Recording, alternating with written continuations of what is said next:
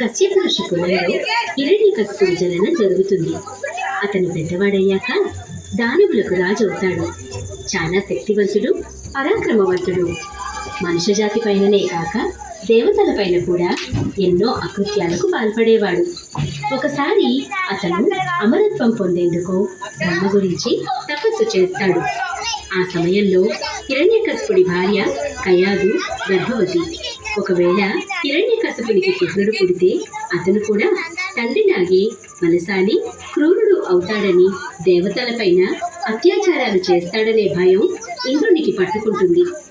అందువల్ల పుత్రుని జననం కన్నా ముందే అతన్ని హతమార్చాలని నిర్ణయించుకుంటాడు.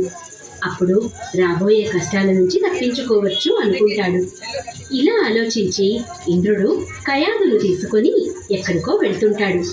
మధ్యదారిలో నారదముని వారిని కలుస్తాడు. ఇంద్రునికి చాలా నచ్చచెప్పి కయాదును తీసుకొని తన ఆశ్రమానికి వెళ్ళిపోతాడు. నారదముని ఆశ్రమంలోనే కయాదుకి ఒక పుత్రుడు జన్మిస్తాడు. పిల్లవాని పేరు ప్రహ్లాదుడు అని పెడతారు. ప్రహ్లాదుడు తన తల్లితో పాటే నారదముని ఆశ్రమంలో ఉండి విద్యను అభ్యసిస్తాడు. నారదముని సాంగత్యంలో ఉండడం చేత ప్రహ్లాదుడు కూడా విష్ణు భక్తుడైపోతాడు. ఆ విధంగా 5 ఏళ్లు గడుస్తాయి. కయాదు తన కొడుకు ప్రహ్లాదుడిని తీసుకొని మరలా రాజమహల్కు వెళ్ళాలని ఆలోచిస్తుంది. అక్కడ హిరణ్యకశిపుని తపస్సు కూడా పూర్తయిపోతుంది. బ్రహ్మ ప్రత్యక్షమయ్యి, కళ్ళు తెరువు హిరణ్యకశిప, నీ తపస్సుకు ప్రసన్నుడనయ్యాను. ఏం వరం కావాలో కోరుకో నాయనా అంటాడు. హిరణ్యకశిపుడు అంటాడు, భగవాన్, నేను అమరుడయ్యేలాగా వరం ఇవ్వండి. దానికి బ్రహ్మ ఇలా అంటాడు, ఈ భూమిపైన జన్మించిన ప్రతివారు మరణించక తప్పదు. కాబట్టి నేను ఈ వరం ఇవ్వలేను. వేరే ఏదైనా వరం కోరుకో.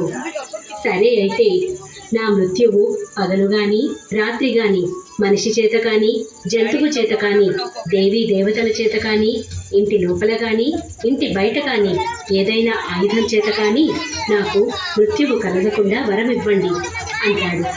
అప్పుడు బ్రహ్మ తథాస్తు అని వరమిస్తాడు.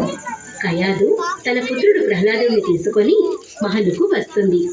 బ్రహ్మచే వరం పొంది హిరణ్యకశ్యపుడు కూడా మహలుకు తిరిగి వస్తాడు. ఇప్పుడు అతను మరింత శక్తిశాలిగా మారాడు.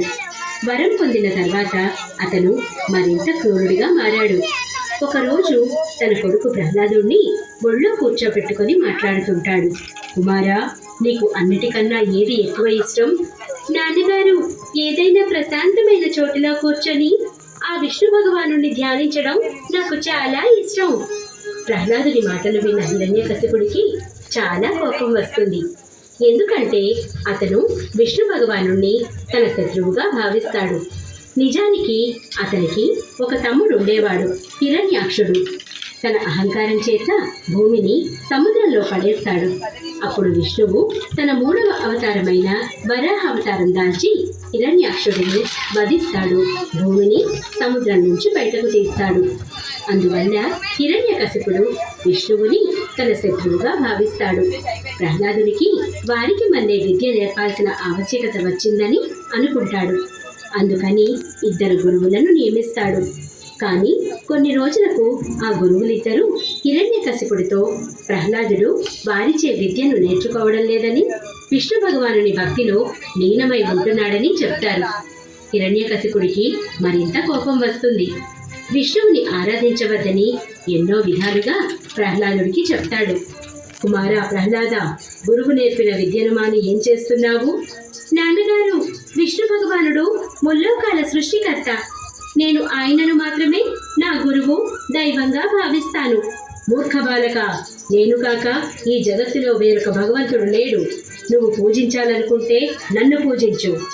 నాన్నగారు, ఆ విష్ణు భగవానుని ముందర అందరూ తుచ్చులే. అది మీరైనా కూడా. నేను నిన్నిప్పుడే సంహరిస్తే నీ విష్ణువు నిన్ను వచ్చి రక్షిస్తాడా?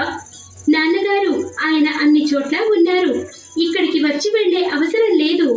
అప్పుడు హిరణ్యకశిపుడు తన సైనికులను ప్రహ్లాదుని వధించమని ఆజ్ఞాపిస్తాడు. హిరణ్యకశిపుని ఆజ్ఞ మేరకు సైనికులు ప్రహ్లాదుని హతమార్చేందుకు ఎంతగానో ప్రయత్నిస్తారు. కానీ వారి ప్రయత్నాలన్నీ వ్యర్థమయ్యాయి. ప్రహ్లాదుణ్ణి అనేక విషనాగులతో కాటేయించాలనుకుంటారు. పర్వతాలపై నుంచి కింద పడేసి వధించాలనుకుంటారు. అయినా కూడా ప్రహ్లాదునికి మృత్యువు సంభవించదు. మదపుటేనుగులతో అతన్ని తొక్కించమంటాడు. అప్పుడు సైనికులు ప్రహ్లాదుణ్ణి గొలుసులతో బంధించి ఏనుగుల ముందుంచుతారు. ప్రహ్లాదుడు చేతులు జోడించి విష్ణు భగవానుని స్తుతిస్తాడు. ఏనుగు అతన్ని హతమార్చే బదులు తన వీపు పైన కూర్చోపెట్టుకుంటుంది. ఆ ఉపాయం కూడా విఫలమవడంతో ప్రహ్లాదుణ్ణి తాళ్లతో కట్టి సముద్రంలో పడవేస్తారు. కానీ విష్ణు భగవానుని కృప వల్ల ప్రహ్లాదుడు బయటపడతాడు. అన్ని వేళలా అతను విష్ణు భగవానుని ఆరాధిస్తూ ఉంటాడు. భగవంతుడు అతనికి ఏమీ కానివ్వడనే నమ్మకం ఉంటుంది. ఆ విశ్వాసం చేత అతనికి ఎలాంటి భయం ఉండేది కాదు. ఇలా ఎన్నో ప్రయత్నాలు చేశాక హిరణ్యకశిపుడు తన సోదరి హోళికను పిలిపిస్తాడు. సోదరి, ఇప్పుడు నువ్వే నాకు సహాయం చేయగలవు. ప్రహ్లాదుని సంహరించాలనే నా ప్రయత్నాలన్నీ విఫలమయ్యాయి. నీకు మంటలలో కాలకుండా ఉండే వరముంది కదా, కాబట్టి ప్రహ్లాదునికి మృత్యువు సంభవించేలా చూడు. సరే అన్నయ్య, ఇప్పుడు ప్రహ్లాదుని ఎవ్వరూ రక్షించలేరు. నేను అతన్ని కాల్చి బూడిద చేస్తాను. నిజానికి హోళికకు శివుని నుంచి వరంగా ఒక తివాచి లభిస్తుంది. దానిని చుట్టుకుంటే ఆమెను మంటలు ఏమీ చేయలేవు. అందుకని హిరణ్యకశిపుడు ఆమెకు ప్రహ్లాదుణ్ణి ఒళ్ళో కూర్చోబెట్టుకొని మంటలలో కూర్చోమని చెప్తాడు. హోళిక అలానే చేస్తుంది. విష్ణు భగవానుడి కృప వల్ల అప్పుడే గాలి వేస్తుంది. అందువల్ల హోళిక యొక్క తివాచి ఎగిరి ప్రహ్లాదునిపై పడుతుంది. హోళిక మంటల్లో కాలి మరణిస్తుంది. ప్రహ్లాదునికి అక్కడ కూడా ఏమీ కాదు. హిరణ్యకశిపుని కోపం ఇంకా పెరిగిపోతుంది. కొంతసేపటికి అతను ప్రహ్లాదుణ్ణి తన సభలోకి పిలిపిస్తాడు. దుష్ట ప్రహ్లాద, నువ్వు ఎన్నవేళలా భగవంతునిగా కొలిచే నీ విష్ణువు ఎక్కడా? నాన్నగారు, ఆయన సర్వాంతర్యామి. మరి నాకెందుకు కనబడడు? కోపంలో హిరణ్యకశిపుడు తన గదను ఎత్తి, చెప్పు, నీ భగవంతుడు ఎక్కడున్నాడు? ఆయన ఈ స్తంభంలో ఉన్నాడా? ఉన్నాడు నాన్నగారు. హిరణ్యకశ్యపుడు కోపంతో ఆ స్తంభాన్ని విరగొడతాడు.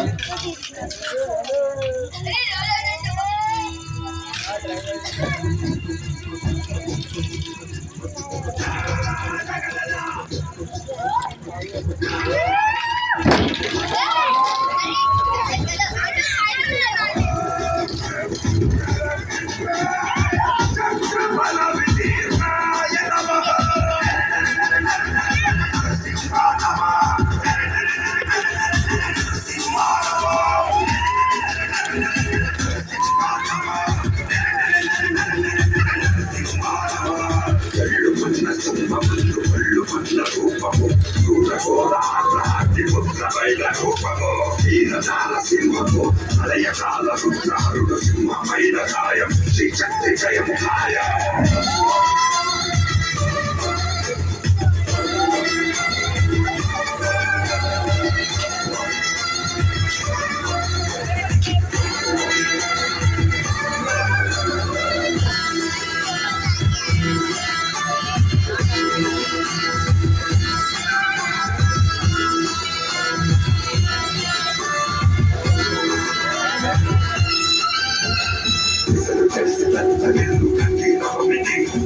అస్త్రశస్త్ర సమర కవిక చీర్చు అసుర సంధ్య వేళలో అసురులింక సంవరించు భూమికి తొలగుతున్న హిరణ్య కశ్యప